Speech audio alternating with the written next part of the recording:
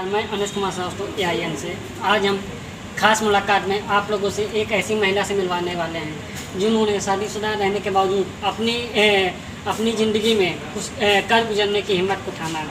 शादीशुदा में एक उनकी 8 साल की बच्ची होने के बावजूद उन्होंने अपने जीवन में काफ़ी कुछ संघर्ष किया, काफ़ी स्ट्रगल किया और आज वो उभरते हुए लेखक के रूप में हुई हैं, जिनका नाम सरिता कटियार है। आइए हम उनसे आपसे मिलवाते हैं और उनसे रूबरू करवाते हैं और जानते हैं उनसे उनकी पिछली ज़िंदगी के बारे में। मुझे एहसास ना होता पिता जब ताप में जलता, मुझे एहसास ना होता पिता कितनों के आगे झुक के मुझ में उठ रहा होता। कदर करता नहीं, फिक्र करता नहीं, करनी पे तेरी रो रहा होता। बहुत बढ़िया कविताएं आपने लिखी हैं। जैसे आपने अपनी कही हुई कविताओं में एक माँ के जज्बातों को, भावनाओं को प्रेषित किया है आपकी कविताओं में, मुझे बहुत बढ़िया लगा। सवाल हमारा आपसे ये है, जैसे अभी आप 15 अगस्त आ रहा है, हम आपसे कुछ जानना चाहेंगे कि कुछ लाइनें अगर 15 अगस्त पे आपने कुछ कही हो या आम दर्शकों के लिए, जनता के लिए, तो हमें कुछ अपनी वाणी में सुनाएं। हमने अपने वीर जवानों के लिए ही लिखी है। मेरे देश के वीर तुमको नमन, सरहद में रह के भी हद में रहे, फिदा जग पे होके जुदा हो गए, वर्दी के इश्क में जान दे गए। बहुत बहुत धन्यवाद। हम आपसे जानना चाहेंगे कि आज आपका नाम Guinness book of world record में दर्ज है। आप अपनी खुशी को जाहिर करते हुए क्या महसूस कर रही हैं?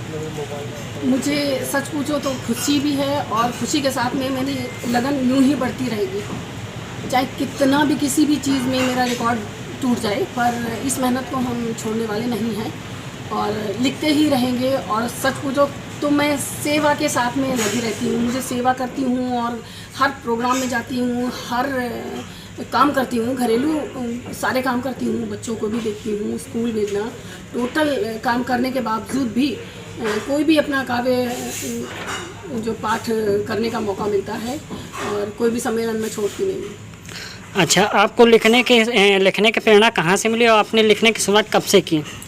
मुझे सच पूछो तो लिखने की प्रेरणा जो है 2001 में परम संत राजेंद्र सिंह जी महाराज जी से मिली। उनके दरबार में मैं पहली बार गई थी, हालांकि मैं मानती नहीं थी उनको, लेकिन किसी के कहने पे गई थी। तो वहाँ पे मैंने देखा कि सारे लोग गा रहे हैं, तो मुझे भी अपनी कविता बोलने का मौका दिया जाए, ये सोच के मैं खड़ी हुई। तो वहाँ पे जैसे नहीं मेरा दिल तोड़ दिया गया कि जैसे आप हिंदी मत गाइए, ये कह के मैं गुस्से में बैठ गई थी। लेकिन उस गुस्से को वो जब संत आए और वो लाखों की भीड़ में मेरे सामने ही खड़े हो गए, जबकि मैं पहली बार मिली थी और वो मेरे सामने ही आके खड़े हो गए। तो खड़े हो गए, अब उन्होंने गुस्से की तरफ से आशीर्वाद दिया, तो मैं गुस्से में खड़ी हो गई, उनसे ही लड़ने लगी। और वो जो आंखों में मुझे उन्होंने दिखाया, तो मुझे ऐसा लगता है कि मैं इस दुनिया में नहीं, मैं किसी ऐसी दुनिया में हूँ जहाँ ये रोशनी नहीं है, इतनी अच्छी रोशनी की बस कुछ पूछो ना।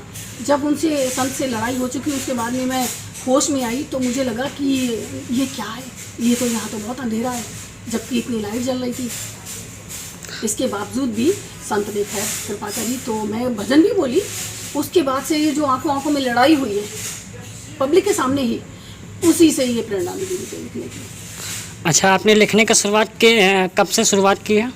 ये मुझे 2001 से शादी से पहले ही लिखना शुरू किया था। अच्छा, तो जैसे शादी के बाद आपने कितनी पुस्तकें अभी तक लिखी हैं शादी होने के बाद? मेरी अगर हम पुस्तक अभी लगातार निकाल दें तो मेरी कम से कम 6 पुस्तकें लगातार निकल जाएंगी। लेकिन एक आ चुकी, दूसरी 2 परियां भी आ चुकी है और तीसरी है मेरी साझा काव्य संग्रह, वो रूबरू फाउंडेशन द्वारा करवाया जा रहा है। तो मुझे भी इनवाइट किया, तो मैंने कहा चलो मैं भी शामिल हो जाती हूँ इसमें।